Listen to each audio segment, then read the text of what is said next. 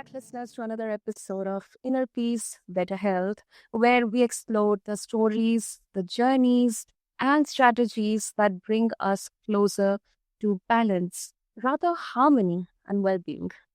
I'm your host, Sana, and today's conversation is one that resonates deeply with the essence of this show. Listeners, joining me is Cole Grace, a combat veteran, mental health advocate, and author of Internal Greater Than External, Calming the Chaos Within. Now, listeners, Cole's journey from battling PTSD and addiction to discovering healing through mindset shifts and self compassion is nothing short of inspiring for all of us. His story, his journey speaks to the power of working on our internal world, our beliefs, our expectations, our self talk, the judgment we have on ourselves to transform the way we experience the external. So, whether you are going through tough times or navigating your own challenges, or you're simply inquisitive about how to cultivate a stronger, kinder relationship with yourself, this conversation, I hope so, will offer powerful insights to all of you. So let's quickly dive in. Cole, welcome to the show, and it is an extreme honor to have you with us. Thank you very much. That was a wonderful introduction. Thank you. Thank you so much, Cole, for your kind words. And um, okay, before I ask you any question, I have to say, reading about your journey, your resilience, your honesty, it really touched me. And I love that. I love the name of your book. And I absolutely believe in that. You know, a few years back, probably I didn't even think about this. But as I navigated through toughest times in my life, some of the darkest moments in my life, it kind of made sense to me that before even looking into the external world or blaming something externally, let's look into ourselves. Let's look into the internal dynamics here. So, with that, Cole, can you share what inspired you to write the book, especially after shelving it for 5 years? I mean, what's the journey behind that? Yeah, so it was I disarmed roadside bombs in Iraq in 2005 and developed Mm-hmm. PTSD. And it took a really major event like that for me to acknowledge that I had any trauma. And Mm-hmm. in exploring and trying to heal from the PTSD from combat, I started to realize that there's a lot of things from childhood where I developed beliefs and mindsets and things that also impacted me beyond just the worst, the obvious trauma. And so I call it like little T traumas versus big T traumas. And the big T traumas are things that you would expect, like sexual assault or like witnessing a dead body or something like that. But the little T traumas are things that we kind of excuse away and we don't really put much weight into. But they're very powerful. We develop these core beliefs. So I started writing the book, and it was really a healing exercise. I discovered the childhood piece. I started reading a lot of self-help books and doing a lot of research into trauma. And then I started doing EMDR counseling and really attacking or going after the healing journey and different modalities and trying to figure out what worked. And so in doing so, I started writing the book. But I had a lot of fear and feeling almost inauthentic because I wasn't perfect in the behaviors and, a lot of negative self-talk, really. And so I had to use a lot of the concepts in the book to finally say, you know what, you're not going to ever be perfect, and you need to get this stuff out there. And so I finished it, and I like I said, I shelved it for 5 years after writing probably 80% of it. And when I picked it back up, it only took me 3 months to get it finished.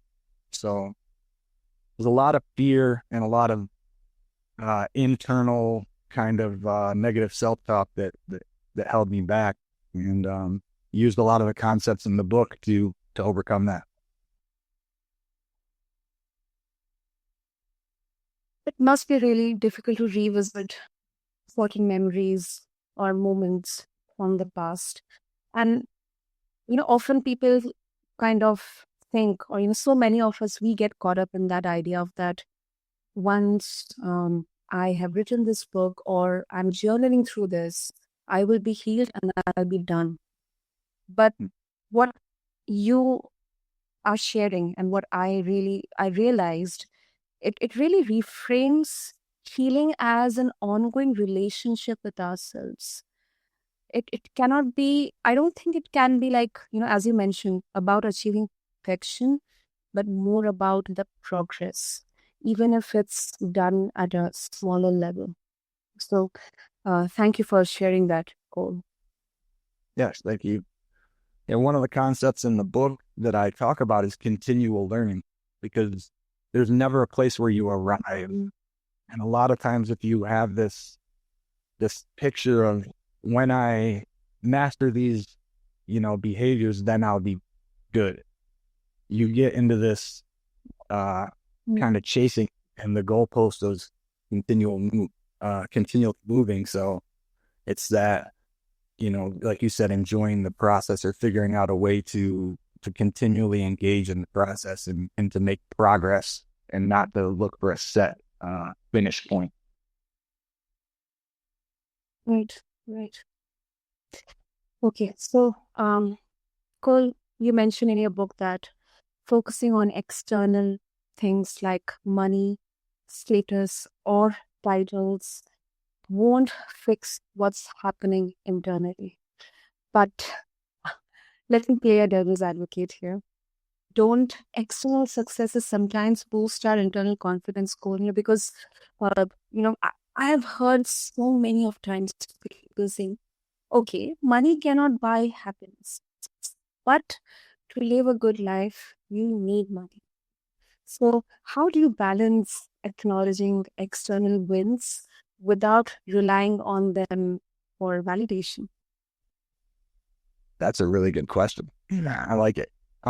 So when I'm talking about internal is greater than external, I'm not saying that the external is not important. What I've learned, and what I see a lot in the United States, is that we distract ourselves a lot, and that we're constantly chasing these external validations and external goals without being internally calm. And so what happens is, you get these successes, and you'll reach these goals, but you'll find that they don't don't bring you joy. They bring you temporary happiness, and then you're back to baseline, and you're looking for the next thing to try to satisfy that feeling again. And so you can kind of get into the trap of chasing happiness through the external. Mm-hmm.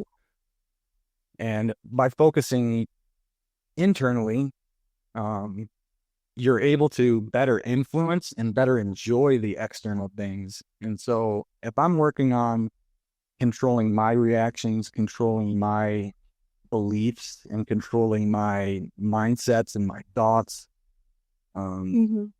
that's going to manifest into my external world, into the things that I actually want. Because if you have a conflicting belief, if you believe deep down, even if it's subconscious, that you're not worthy, then when you get close to success, or when you get close to love, you're likely to self-sabotage it, because you don't feel like you're worthy of it. And even if you do succeed and you don't self-sabotage it, you won't necessarily enjoy it, because you don't feel worthy of it.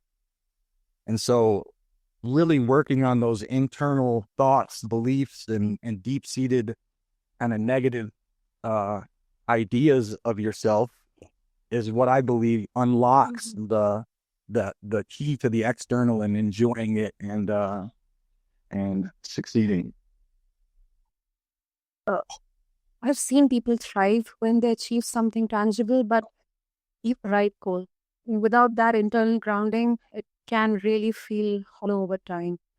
Can really feel, and although the degree of internal suffering can be different, but I have gone through some of the moments like that. When I thought materialistically I have everything, but deep down, my soul is still feeling that hollowness within, where I'm not connected with myself or I'm not connected with my loved ones. Yeah, yeah, cool. Please go ahead. You were saying something. Well, that's the danger of that, is that you see people like Robin Williams or Anthony Bourdain who committed suicide, and they seemingly have all of the external things that they could really want, success and all that, but they're internally not happy. And I can tell you some personal experiences of, I live in Costa Rica right now. And so I lived in the United States and I was doing a lot of PTSD, and I had this fantasized idea that moving to Costa Rica would make things better. And I moved to Costa Rica, and actually you still, wherever you go, there you are. So you still have to deal with yourself and you still have to deal with the problems. And actually I felt worse being depressed in paradise than, because I would beat myself up of, how are you still feeling this way when you're in such a beautiful place? And so it was kind of something I had to work through myself and work on the actual internal reason why I'm depressed, not try to change my external world to fix that. Absolutely, absolutely. That's such a. I think that kind of you know, not validates but proves this, that yes, internal success or internal grounding does matter, irrespective of place you stay or your achievements, external achievements, or whatever is outside. So, with that goal, self talk. I mean, for 5 years, it you share openly about this, that it kept you from finishing the book. Um, if it's okay with you, can you walk us through a moment, when negative self talk almost won, and what shifted for you in that particular moment? Yeah. All right. So I can share something that was pretty prolific in my life. That was, I developed beliefs when I was younger. My parents divorced, and I didn't apply myself in school. And my stepdad would tell me that I was lazy and that I didn't, I just did the bare minimum and, you know, um, sloughed off or whatever. And then I go to Iraq, and I have this kind of joking attitude, I know I'm very intelligent, but I didn't take things very serious. And the first people died when we were over there in an accident because we made a mistake. And at that point, I developed a really mean internal perfectionist kind of drill sergeant who would, because I came up with the belief that if you make a mistake, somebody dies. And so anytime I make a mistake, and this carried over after war, so it served me during the time because it was an important thing where it was, if you make a mistake, you could die. So, but afterwards, I'm talking about, making normal mistakes in life, or things that aren't life or death, and I'm beating myself up like I just, you know, almost got somebody killed or something. So I have this really mean internal voice that I developed, and it was to keep me safe at the time and to keep people safe at the time, but it no longer serves me. And it comes out sometimes as like, as, as very mean, and it hurts my self-confidence. And it was subconscious. I never really realized it until I started to monitor it. And I was like, oh man, you wouldn't talk to anybody else like that. Why do you talk to yourself like that? Wow. Yeah. And once I started to, so now when I catch myself doing that, I'll reverse it and I'll give myself grace, and I'll tell, I'll tell myself, you're not stupid. You're smart. You're a very smart person, and you just forgot, and it's okay. But reframing that is really helped. I catch myself and I stop myself. and I don't let myself do that anymore. I can relate to, that internal dialogue. I mean, other ways, but of course, I can definitely relate to that internal dialogue. Oh my goodness, is this the way I'm talking to myself? I wouldn't talk to someone else like this. So that is terrible. However, I feel that realization itself, it's like a stepping stone to change the relationship with that, internal voice within us, those internal whispers within us. It's like giving ourselves grace, compassion, love. Thank you for sharing that, Ko. Thank you. Bro. And that's one of the things that I try to use is the areas where I have triggers, where I get really angry about something that, yeah, there was a stimulus that upset me, but the level of anger that's a trigger, I look for subconscious things in those areas also where I have negative self-talk. So in areas where I tell myself like you're stupid or whatever, I then reprogram those with positive affirmations. So if I constantly find myself telling myself I'm stupid or I'm not good enough or something like that, I'll add that to my positive affirmations that I do in the morning, and then that kind of reprograms your brain in those areas with a truth instead of a negative, or a positive instead of a negative. Absolutely. And Cole, not sure if this is the right question, but I'm still really very curious to know, has writing this book, getting your story out, sharing your journey with others, has this helped you heal completely, or you feel that you are still in that process?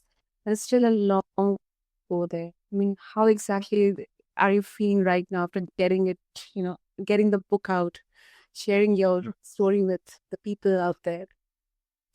I feel good. I feel accomplished that I did it. And it was a funny story. Like, I'm Christian, and so I was praying and I felt this calling to put the book out, even though I didn't want to. And because I didn't want to be judged and I didn't want to be this vulnerable. And I was like, I got healing from just writing the book. I don't need to necessarily put it out, but I felt a calling to put it out. And then I did, I put it out, and I kind of arrogantly was like, are you happy I put it out? And it's like, you're not done yet. you you still got videos to make. I'm still in my healing journey, and I believe that's what makes this so powerful. Is I'm not somebody speaking to you about concepts. I'm doing it too. I'm in it, and I believe with that continual learning thing that there's always going to be things for me to advance, and even if I experience some healing, and I've definitely improved my quality of life, but there's still going to be ways to go. And I still have stumbles, and I still backslide, and I still do stupid stuff, and I still mean to myself sometimes. So I think it's something that I'll be working on for the rest of my life.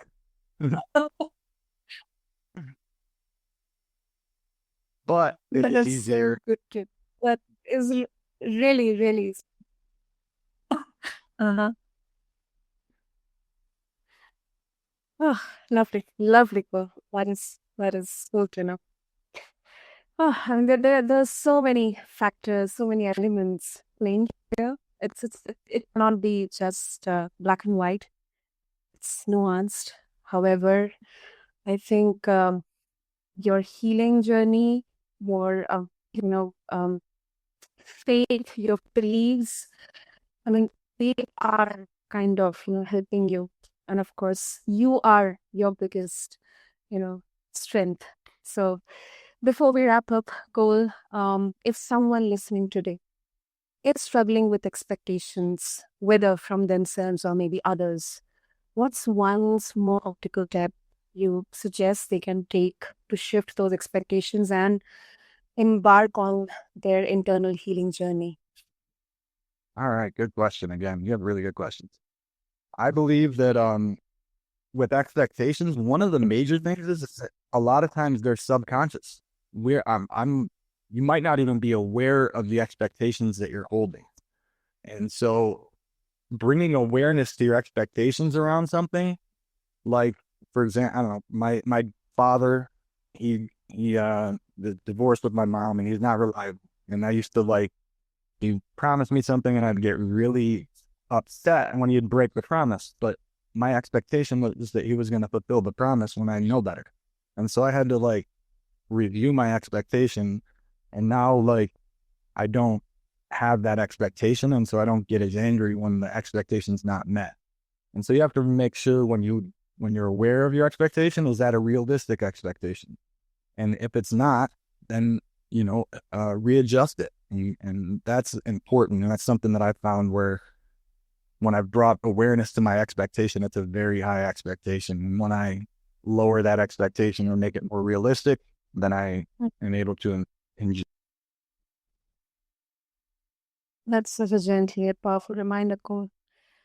Oh, great. So, if our listeners would like to connect with you or get a hold of your book as well, how they can do that?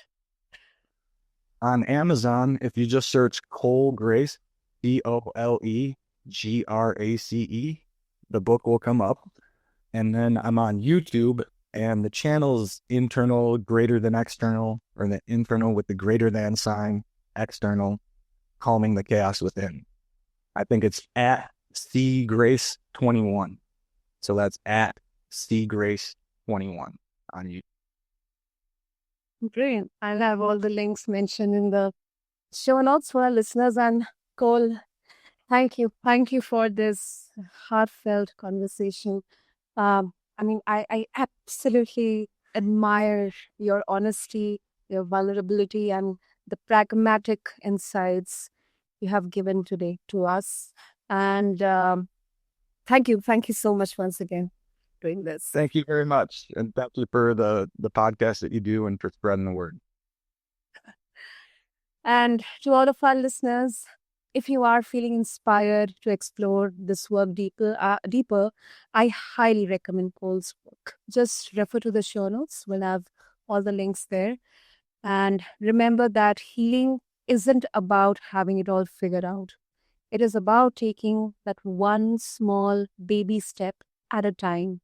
And that's where inner peace and better health truly begin. Until next time, take care of your mind and your heart, of yourself, and keep tuning us to Inner Peace, Better Health for more such beautiful conversations with incredible guests like Cole Grace.